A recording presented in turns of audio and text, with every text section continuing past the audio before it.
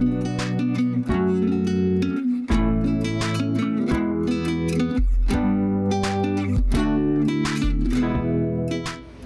je m'appelle Jonathan Olivier, je suis praticien hospitalier en urologie au CHU.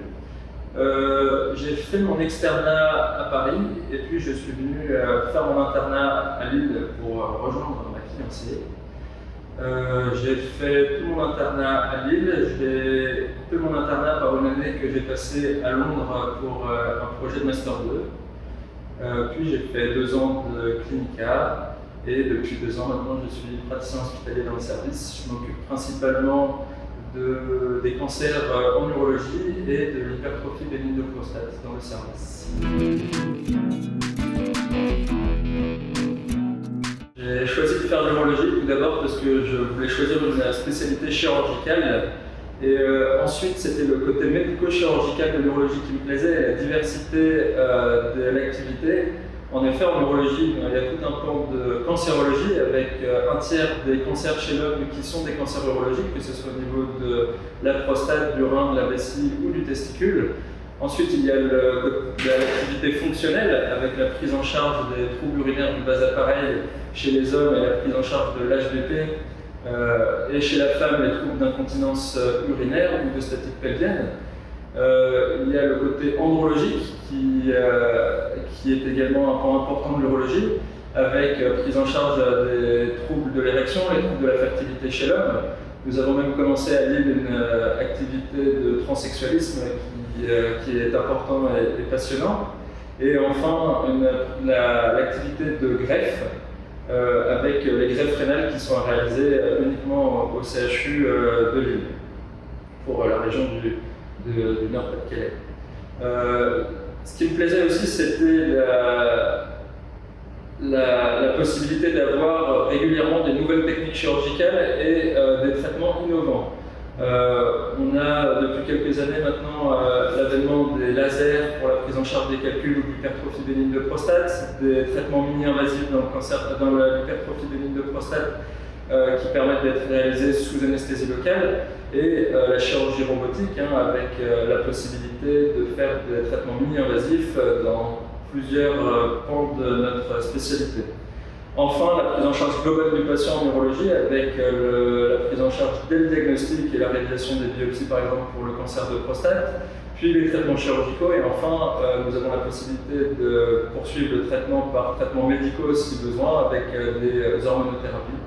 Donc cette grande diversité, que ce soit sur le plan chirurgical ou médical, et enfin la possibilité de pouvoir faire tous ces gestes assez lourds, que ce soit en privé ou en public. Donc on n'a pas besoin de choisir son activité professionnelle par rapport au souhait de travailler en public ou en privé.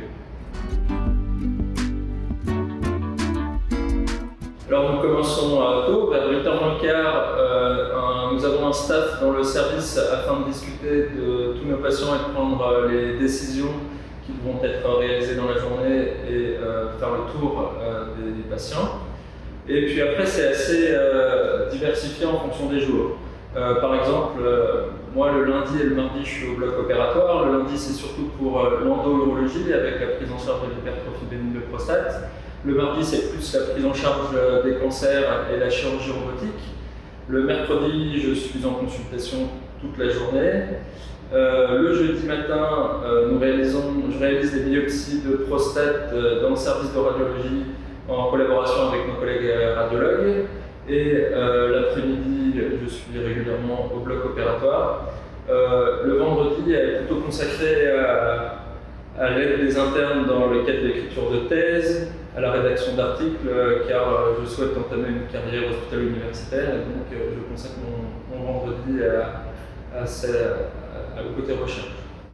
J'ai oublié en plus notre activité d'astreinte. Donc nous sommes 5 sur les astreintes de service pendant lesquelles nous prenons en charge les patients aux urgences et les reprises chirurgicales, et les astreintes de greffe rénale qui peuvent être réalisées en dehors des heures de journée. Pour cette astreinte de greffe, nous sommes également 5.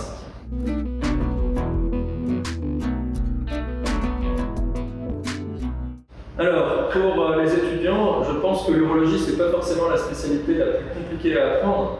Il y a quelques bases à connaître et qu'il faut apprendre. Déjà, la sémiologie, déjà connaître les signes cliniques, comprendre d'où ils viennent. Par exemple, dans une colique néphrétique, le fait que ce soit une dilatation brutale des cavités épilocaliciennes qui fait mal, ça c'est la base qu'il faut comprendre et connaître dès le début.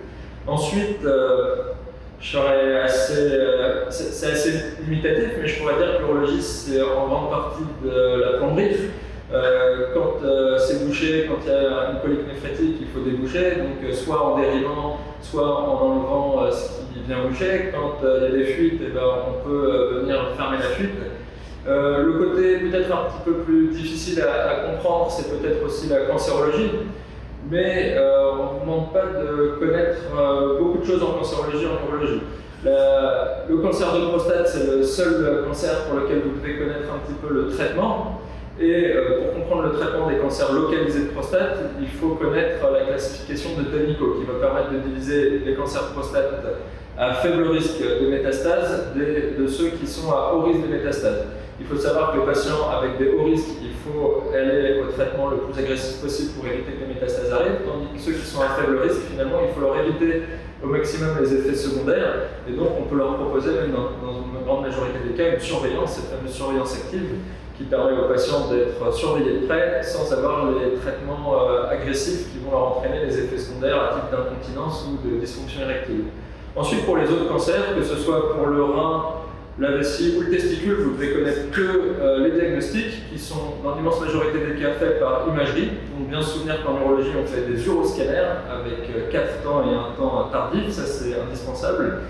Que les diagnostics définitifs ils se font tous sur l'anatomopathologie, donc il faut avoir de l'anapathe, que ce soit pour la prostate des biopsies, pour le rein des biopsies si jamais il y a un doute à l'imagerie ou sur la pièce chirurgicale. Pour le testicule, la biopsie est contre-indiquée absolument, et donc c'est l'orchidectomie qui nous donnera le diagnostic de certitude. Et pour la vessie, c'est grâce à la résection de vessie qu'on aura de l'anapathe. Ensuite, il faut se souvenir que pour les jeunes qui ont un cancer de testicule, parce que c'est le cancer le plus fréquent chez les hommes jeunes, il faut absolument préserver leur sexualité et leur possibilité de reproduction, donc ne jamais oublier de proposer des cryoconservations. Et puis, je pense que le reste de vos items, finalement, c'est vraiment que la sémiologie qui vous aidera à comprendre et c'est logique. Ce que je peux vous conseiller, c'est de venir en stage en urologie. Je pense que tous les externes qui passent sont plutôt contents. C'est en stage que vous apprendrez et que vous découvrirez différentes pathologies, et quand qu'on suit un patient avec une pathologie, après on se souvient jusqu'à la fin de sa vie de comment on fait le diagnostic, de comment le traitement peut être fait, des complications qu'il peut y avoir derrière. Et donc je pense que la médecine, malheureusement, elle ne peut pas s'apprendre que dans les livres, et c'est sur le terrain vraiment qu'elle se vit, donc venez en urologie.